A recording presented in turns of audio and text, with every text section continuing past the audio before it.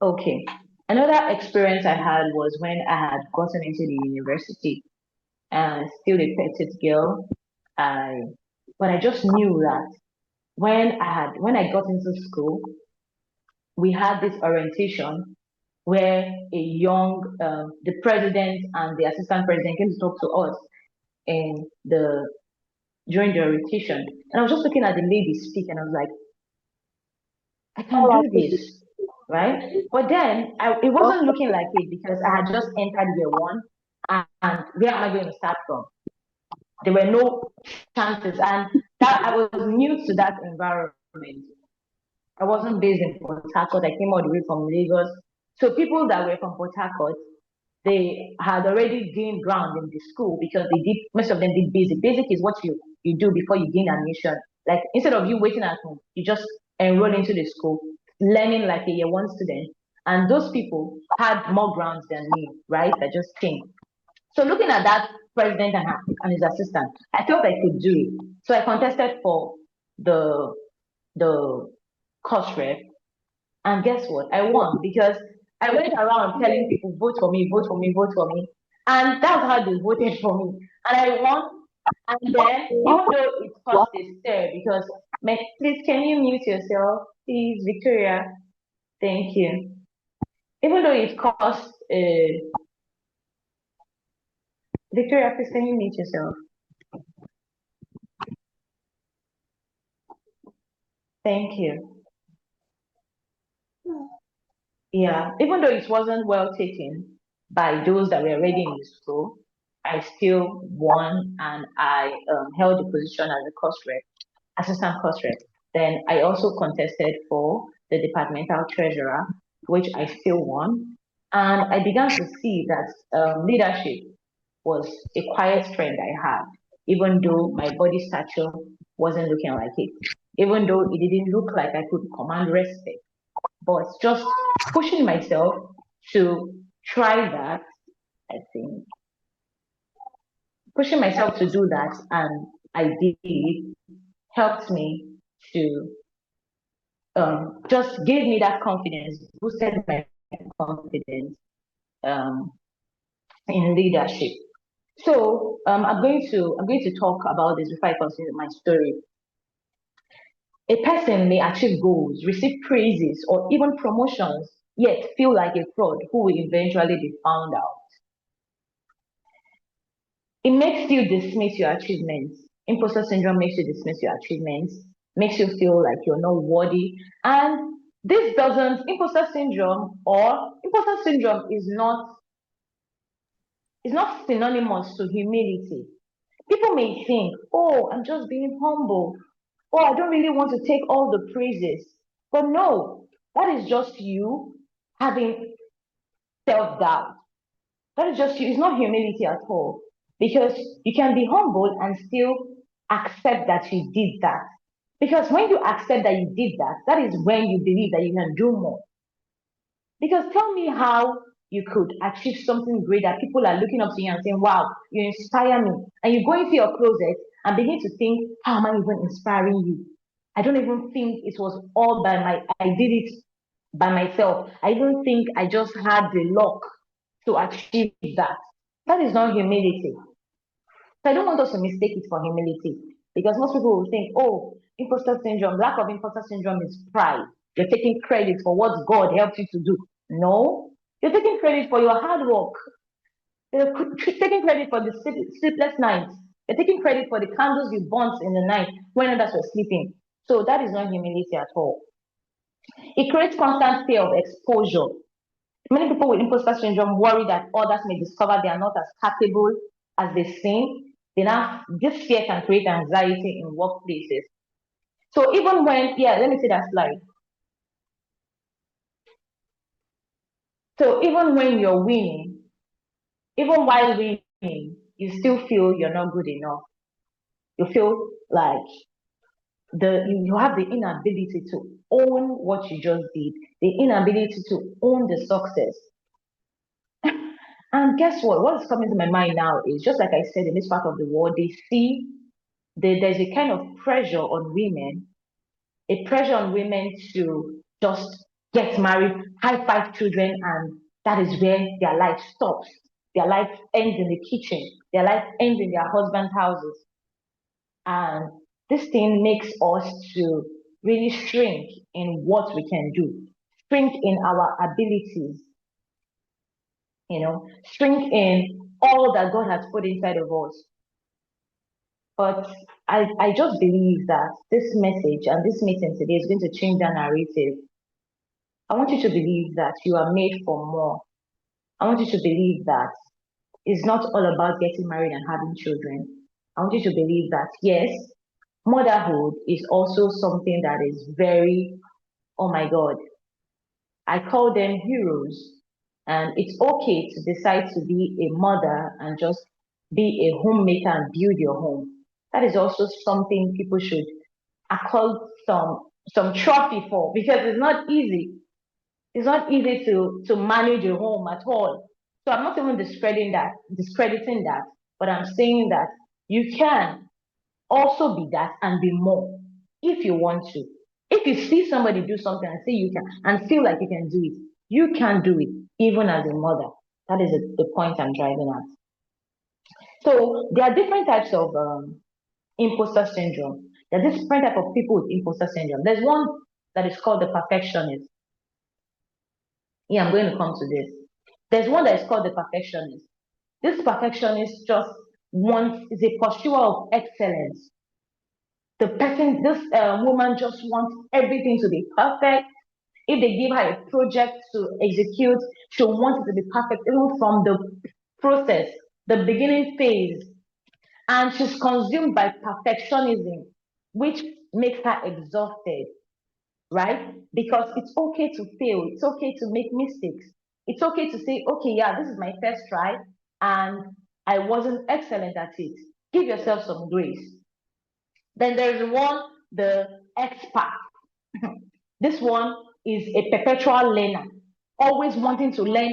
Oh, tech is the current trend. You run into tech, trying to measure up, just trying so hard. There is no niche. You are not building yourself in a particular niche, and because of this, you have burnout. And it's okay to want to be more. It's okay to want to stretch yourself a little bit and get out of the comfort zone. But what is not okay is to burn yourself out because you want to be an expert in everything. And most times, first daughters experience this kind of imposter syndrome because from a tender age, a lot of responsibilities are weighed on them. Not just first daughters. But mostly first daughters, right? But there are also different positions in the family that because you exhibited some amount of self competence, your parents just put on so many responsibilities on you from a tender age, and because of that, it shaped your character. Because of that, you became a perfectionist. Because of that, you became an expert in everything, a Jill of all trades. You became the mother, the father, the big sister, the big brother, the teacher, the nurse. You just began to body all of these responsibilities, and it shaped who you are now, causing you a lot of breakdown. Now, there is the overachiever. This one seeks perfection, not only in results, but also in the process, like I mentioned. This tendency can trap this person in a cycle of self criticism, right? And despair whenever she is not immediately successful in a new endeavor. Like I said, give yourself some grace. It's okay to fail. It's okay to say, okay, yeah, this was my first attempt, second attempt, third attempt, and I can do better. It's okay to not have it all figured out. Now we have the superwoman that attempts to excel in every role she occupies. This person is likes to juggle so many skills. Like I said, this person drives to stand out, often leads to burnout and leaves little room for self-care. This superwoman, you don't really take care of yourself because you feel the need to prove that you have it all figured out. You see the need to prove that you're always carrying everybody along, just losing yourself, no time for self-care. And I was telling a friend of mine, she had two kids now, and I was telling her, take care of yourself because If you lose yourself, if you even die, you don't want to marry another person. And you marry somebody younger. And guess what? He will learn from your experience. He will learn from the fact that he lost you to stress, and he will not even stress the new wife. I'm sorry to say. Because if he has sense, he will say, okay, my former wife died of stress. Now you're not going to carry the baby alone. I'm going to employ a nanny. There is no award in suffering. There's no award in being a superwoman. Yes, it's okay to have that mentality of being responsible for people and your home, but give yourself grace, self care, take care of yourself. You deserve the love that you give. And I began to tell myself this recently because I'm the first child, I'm the first daughter, second child, but from a tender age, I've always um, been burdened with the weight of responsibility. Even when my parents are not literally giving those responsibilities, but I just like to see things done correct. I remember even when I was going to secondary school, my mom had already boiled and made the stew. So I wake up by 4 a.m., boil the rice, put in our flask, in our coolers, and wake my siblings, bathe them, get them dressed for school because I was a prefect and I just couldn't get to school late. So, and I didn't want my siblings to drag me behind.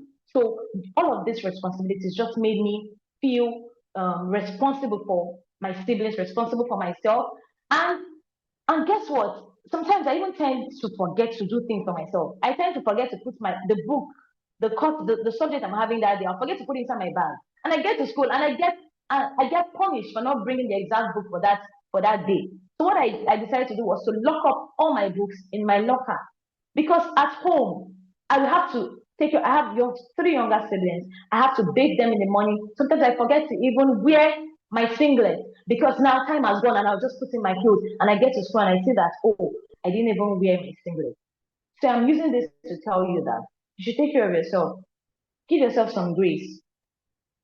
If you can afford a nanny, please do. If you can afford to go on vacations, please do. Because I was telling somebody that a change of environment can really do a lot in a woman's life. Change your environment. It must not be something so luxurious. It might just be a trip to the next town. And while you're taking that road trip, the air is giving you new inspiration. You are just releasing stress. And with that, you see that when you come back, you're new with fresh ideas. While you're there on vacation, whatever comes to your mind, you're penning it down in your notepad. You're coming back with fresh ideas, and you see that you achieve more. All right. Then we have this the dedicated one. This is another example of someone suffering with imposter syndrome. The dedicated one. This one needs the this person has. Can you hear me? I don't know if I am breaking. If you can hear me, please, can I get it in the chat box? If you can hear me, please, can I get it in the chat box? This dedicated one, okay, thank you, places the needs of others above her own. Like I said, she may become complacent, avoiding questions about how she earned her position. She tries to make others feel comfortable other than herself. I don't know if there is a kind of award attached. No, I'm not saying don't be kind. I'm not saying don't love your neighbor as yourself. But like even the Bible said, love your neighbor as yourself, not more than yourself, right? I think that point is already passed. So we have the false confidence ones that present an outward image of confidence while concealing deep insecurity.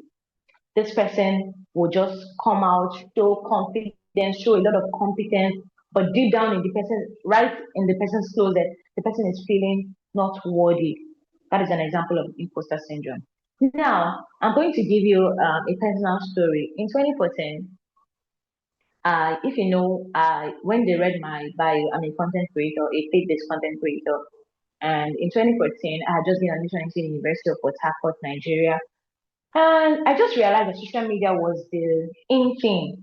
That time, Instagram was not so popular, But I just realized that, oh, to go. Yeah, as at 2012, 2010, it was to go.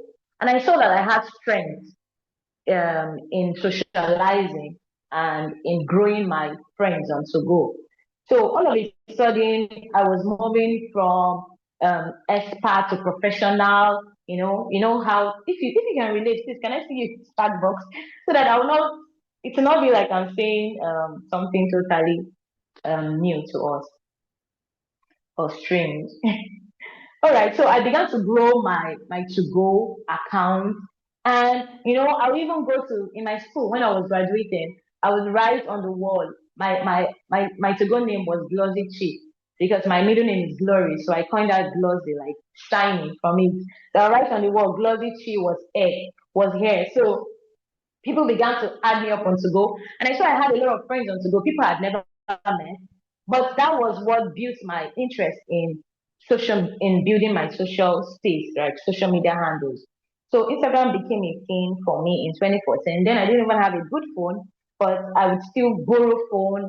I used to use my daddy's phone in school then in the hostel. And when I use her phone and snap, I transfer it to my phone and I post. And that was how I began to grow my followers. From one follower, I had 5K followers. From 5K followers to 10K followers. And guess what? I was posting things that were cringe, things that when I look at later, I'll be shy to even see. But guess what? That's that's zeal to keep posting because this is trending. This is what everybody is doing. Built my self confidence over time. I began to like my body because I didn't even like my body growing up. Like I said, I was very petite, and I used to have a trauma from childhood because I there was a time I made this post on my Instagram page. There was a time I waited so long to go to a camp because I was not a boarder in school. I never went to boarding school. So I grew up with my parents and I was bored of seeing them. So I just needed and I didn't have cousins where I could go for holidays, right? So it was just my parents. So I waited to be 14 years so that I can be eligible to go to a youth camp. So when I was finally 14, I was so happy, packed my bag, went to that youth camp, and when I got there, I lined up with my friends that I was even, I was always the life of the party. So when I lined up to have my bath, the woman that was in charge of the bathroom just came, held me by the hand, and said, "How old are you?" She just lifted me up. She was so big. She said, "How old are you?" And I said, "I'm 14, man." She said, "How can you be 14? Come on, go out of this place." So she took me to where um, the children that follow their parents to the camp were beaten because I had not developed as a woman then. So she didn't believe I was 14. And that left a sting in my heart because I felt I was even smart. My friends that were even in line knew that I was a smart child. So why did she say I was not 14? And why did she say I was lying? And I just thought it was because of my body, my stature. And over the years, I never liked my stature. When I tell people my age, they'll say they lie that I am younger than that. And it just made me feel not confident enough to even talk to people. And I kept on hiding in my shell until 20% when I gained admission and I began to post on Instagram. So those cringe pictures, then there was nothing like reels, it was just pictures. So I post pictures and I see that people engage from one like, then I was even the only one liking my post by myself. So, but I saw that people began to come to my page and all of a sudden, my followers began to grow. This small Chiamaka began to grow, and I saw that I could now afford to even buy a good phone from my constant posting because brands will reach out to me and say, "Oh, I want you to model this dress, I want you to model this shoe, this hair," and that's how I began to model for brands, and they began to pay me good money as of 2014, and that was how I began to change my wardrobe. I bought a good phone that was now that had the capacity to give me the kind of pictures that I wanted to post on my page.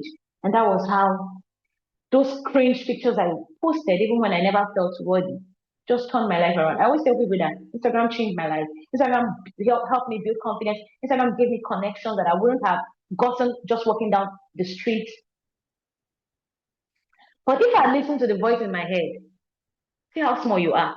The voice in my head, you don't even look your age. The voice in my head, you're not even that beautiful. I wouldn't have grown to this level. I'm not even sure AWEP would have called me to take this session if I did not post on my page. So consistency leads to growth, and growth leads to influence. For me, the influence looked like just 60K followers across all platforms, and those 60K followers helped me build my confidence. To the next slide, please.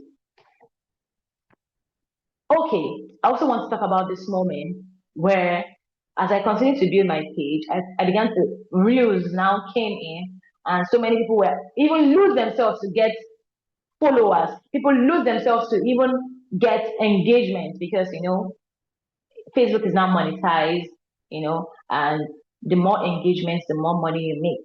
So I began to think outside the box. What can I do? What can I do to show relevance and to show people, like to feed my audience with great content? So I thought of walking down the aisle because I'm a fashion influencer, modest fashion influencer. Um, a brand reached out to me and said, "Oh, I want to make clothes for you. What is the catch?" And I gave them my rate, and we hit an agreement, and that was how they gave me the product. And I thought to go on an airplane aisle, to just walk down an airplane aisle. But I was thinking to myself, people are going to be staring at you. What if the crew members say you cannot do that? And but success lies in the other side of doing. If you do not do, you wouldn't know. If you do not try, you wouldn't know that you can achieve that. So I said to myself, no problem. Let me just get into the flight. I booked a flight, and the flight was so full that day. And I thought to myself, how can I do this? I first walked out of my chair, went to the restroom, and I saw that, okay, I couldn't do it now because of how full the flight was. So I went back to my seat. I was second guessing, I was overthinking it. Then I just thought to myself, why not wait when till everybody comes down so that you can try again. And that was how I waited. The flight was now decongested. And I just told one of the crew members, the flight attendant, please can you make me a video? I want to walk down the aisle of this flight. And that was how he made the video, and I walked down the aisle. That was something I had never done before. And I don't even think people really do that. It's not rampant, right? But the idea came to me, even though I second guessed it, but I achieved that. And I posted it on my page, and it gave me some kind of, I felt good about myself. And I said, wow, so I can do this. And that was how I said, okay, I'm going to go for another adventure. I had never seen the cockpit before, that is the flight deck. And I said, I'm going to book a flight to see the flight deck. And I said, what's the worst that can happen? The captain will say, no, don't let her come in. Or the flight attendant will say, no, people don't go there. But I said, well, I'm going to try. I booked a flight. And while everybody came down, while they were coming down, I went straight to the flight deck. I said, please, can I see the captain? And they said, oh, yeah, sure. I greeted the captain and I said, I want to see the cockpit. And he said, yeah, go ahead. I was like, okay. And that was how I went. And you can see the picture on the slide. I took a picture in the flight deck. But then the action was louder than the voice that was telling me you cannot do it. And now I did it, right? Another experience I had was I was never a literature student. I was a science student, studied biology, environmental biology in the university. So I've always been a science student, nothing like literature and all of that. So, but then in 2023, after I had transitioned from regular fashion to modest fashion because I had a conviction to, I decided to write.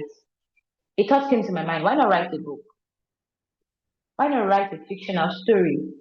And I second guessed because I don't even have experience in writing. How can I do this? How can I achieve this? But then there's a saying that if you have it all figured out to 70%, then you are late. If you have it all figured out to 60%, you are late. Somebody has already started doing it. But if you have the idea to 30%, carry on, start doing it. When you begin to do it, you see you're among the first people that started. Because in the process of doing, you will see that even the universe will send you help, will send you the people that will help you achieve that. I'm sure that many of us will know that anytime you think of doing something, anytime you, for instance, you want to further your education and you want to go for your master's degree, you see that even the algorithm, I don't know if there's a bug on our phone that will begin to send you things relating to that thing that you're saying, the thing that you're saying in your mind. I don't really know how that works. If you can understand, if you can relate to what I'm saying, can I see in the chat box? That when you think of doing something, even your phone begins to bring suggestions, begins to bring relatable content to that thing you want to do. That is how the universe works. Anytime you think of doing something, you see that your steps on a daily begins to lead you closer to that thing.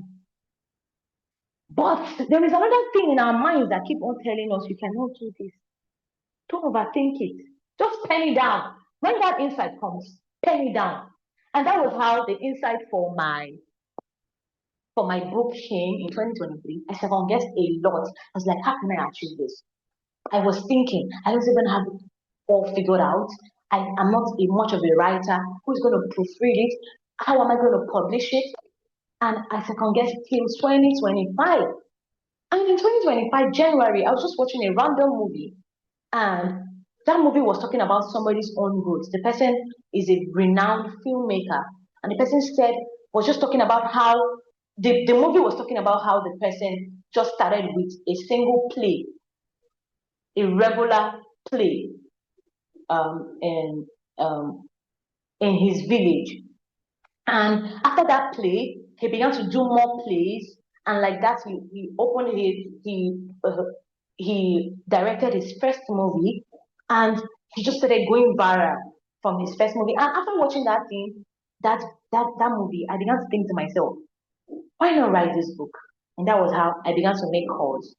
How do I get this? I got a someone that took proofread. I got a publisher. I got a graphic designer, and that was how Blooming Beyond the Storm came to reality. And under 2 months, I was able to sell over 1,000 copies. I didn't know that people were waiting to hear. People were waiting to buy. People were waiting to invest. I didn't know that. And the money I made from my book was equivalent to my 3 years salary as a 9 to 5er. And this could be achieved from the other side of doing. Nike would say, just do it. From the other side of doing. What I said, imagine I had done this in 2023. I'm sure I would have, you know, it would have, I would have even been on my second book by now. But I second guessed a lot. I overthought it. Who is going to? You're not even a literature student. How would you know where to put the commas and the dots? But in that January of 2025, I enrolled in a writing class, and my teacher took me one-on-one. I paid for a one-on-one class so that I can really build the knowledge, and that was how I was able to write this book and created a beautiful masterpiece. So, imposter syndrome is not a stop sign. It's not a stop sign at all. It's a sign that you are doing something bigger than your current self image. If you see someone doing something and think I can do this, is recognition. Your mind imagines only what it has the capacity to become. Note this. Your mind imagines only what it has the capacity to become. And I don't want you to let your background or where you are from keep your back on the ground. I want you to know that you're made for more. When you see the likes of Tony Elumelu do things and you're like, I think I can do this. You can do that. You can do that. Just begin to find how to achieve that. Find a team, a mentor. Just keep writing it down. Like I said, your algorithm will start bringing you closer to that thing. When you see people like Ibuku and Woshika, I'm talking Nigerians now, when you hear of the likes of Chinua Achebe, the likes of Chimamanda Adichie, and you say, if this woman can write a book that, if this woman is known globally, I can actually be known globally. Anytime you think about that, you can achieve it. Can I see the next slide, please? Now, Let's go back to those questions we asked in the beginning. For those that are coming, we'll ask some questions, and the questions goes, why do you feel like a fraud? Why do you hold back? Why do you doubt yourself? How to start answering them is number one, you look at your evidence. What have you actually done before? Not what you feel, but what you have achieved. Not, I don't know if you understand me. What have you actually done before? I'm a faith-based creator, and my faith tells me that faith is the substance of things hoped for, the evidence of things not seen, right? And how to build your faith is by remembering what God has done for you before. What you have achieved before, you keep on remembering it. Oh, I remember sometime I didn't have my school fees, but somehow somebody just reached out to me and said, oh, have these funds, and you paid your school fees. That will build your faith, right? Likewise, when you remember, oh, I wrote a book, even considering the fact that I'm not a literature student, it builds your faith to know that, oh, I can do more than just writing a book. So don't discard your achievements. Instead, gather them as your evidence to do more. Because if you settle for what you've done before, you're limiting God. If you settle on, oh, I am an author, I'm an author of one book, you're limiting God, you're limiting yourself. Because if God is a creator that created you, you are also a creator. He created you in his image, he created you in his likeness. You are also a creator. And I don't want you to depend or dwell on the past achievements, because nobody even recognizes that anymore. People have moved on. They have moved on, unless you want to say, oh, Blooming Beyond the Storm Part 2. They will not remember, oh yeah, Chamaka actually wrote a book. But if you keep on dwelling on, oh, I wrote a book, I launched it, so many celebrities reposted, so many celebrities invested, that was in the past. So look at your evidence. That is one way to overcome this imposter syndrome. Number two, separate your feelings from the fact. The feeling of I'm not good enough, and the fact that I have done this and this and this, and it was successful, so I can do this. Can I get the next slide?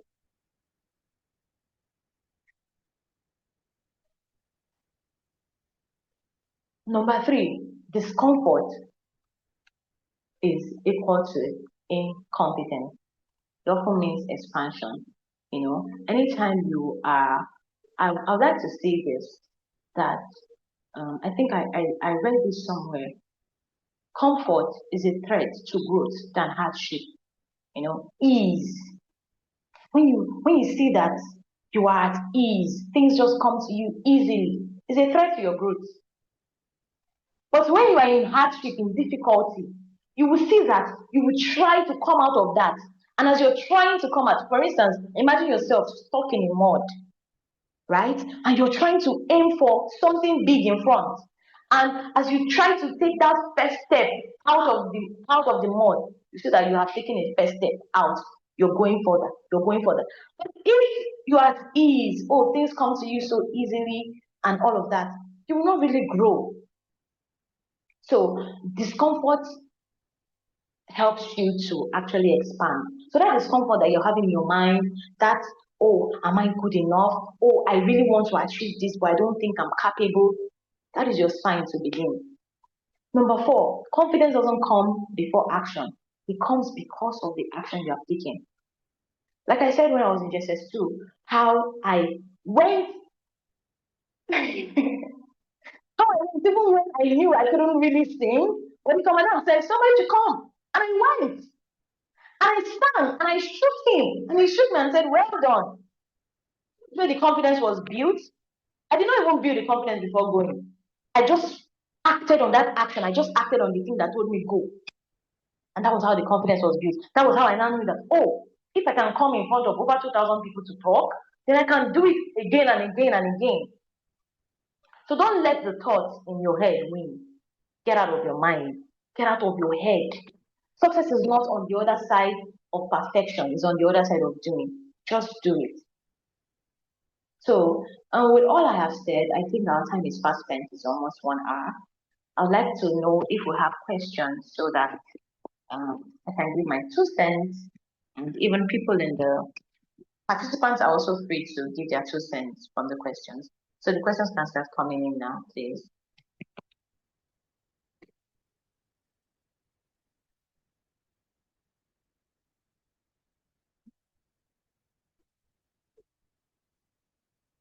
The questions can start coming out, please.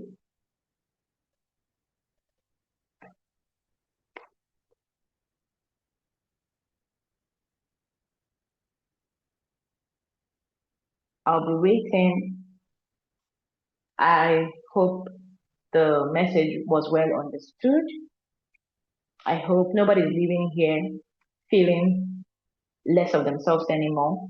Nobody's leaving here feeling, oh, because I am not married with kids, then I am not good enough. I hope nobody's leaving here feeling, oh, I'm just a stay-at-home mom. I am not good enough. I hope nobody's here feeling they don't deserve the accolades they get for what they have achieved. You deserve it. That achievement, that accomplishment is what is going to build your faith to know you can do more. So receive the accolades, take the credit for your hard work, and you see that you'll be motivated to go further and achieve more. Can the questions start coming in, please? We are running out of time. Okay, in the absence of questions, can you put down in the chat box what you have learned so far?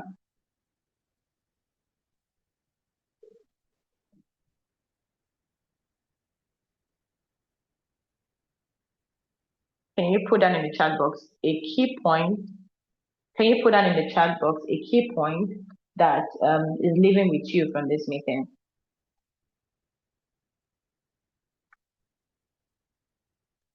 Thank you, Precious.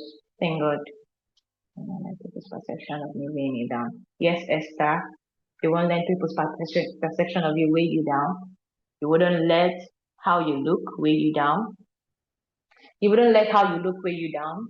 You don't have the model figure to be to even apply as an air hostess.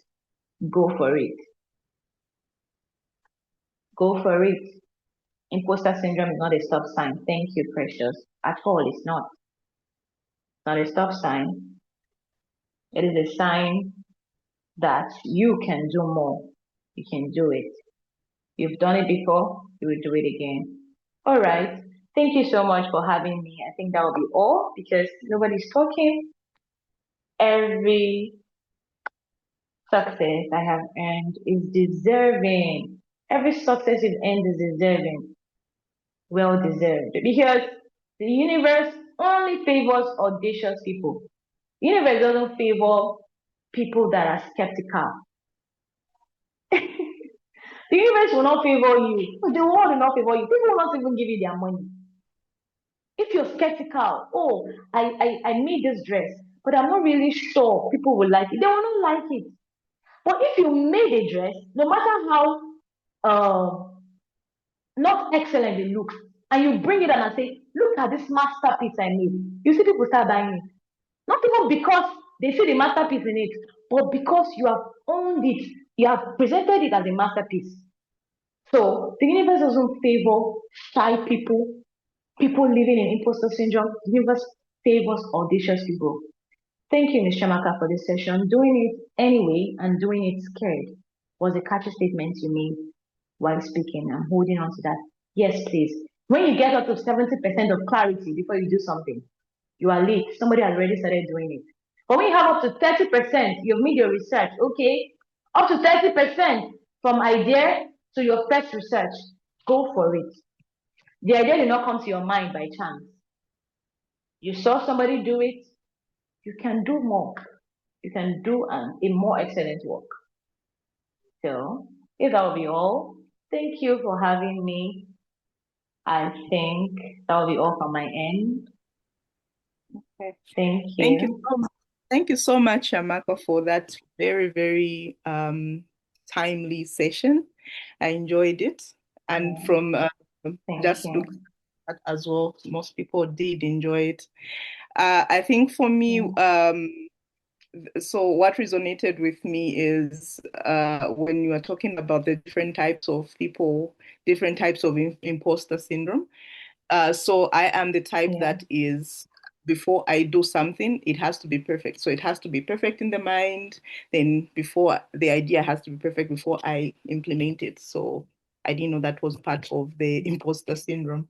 But thank you so much for that. Yeah. I have learned a lot. And also thank you so much Thank you. for agreeing to come to speak to us.